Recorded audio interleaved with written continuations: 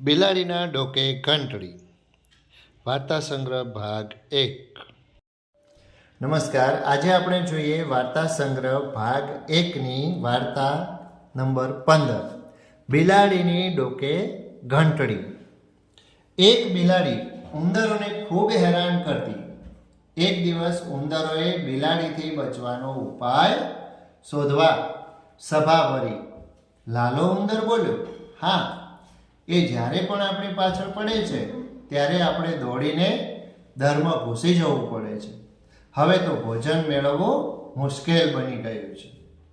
ચમક ઉંદર કહે, વળી આપણા જીવ પણ જોખમમાં રહે, કેમ કે તે ધીમા પગલે આગળથી પાછળથી આવીને આપણને પકડીને લઈ જાય છે।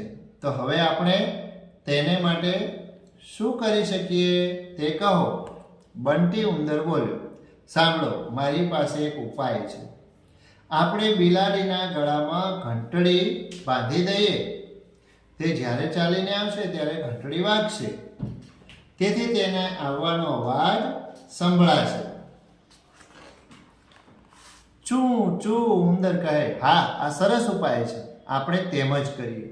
લીલો ઉંદર કહે, પણ એક વાત ઘણી જ અગત્યની છે। કોઈ મને કહેશો કે બિલાડીના ગળામાં ઘંટડી કોણ બાંધશે?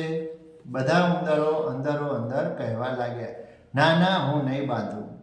બિલાડીના ગળામાં ઘંટડી બાંધવા માટે સભામાં આવેલો એક પણ ઉંદર તૈયાર થયો નહીં।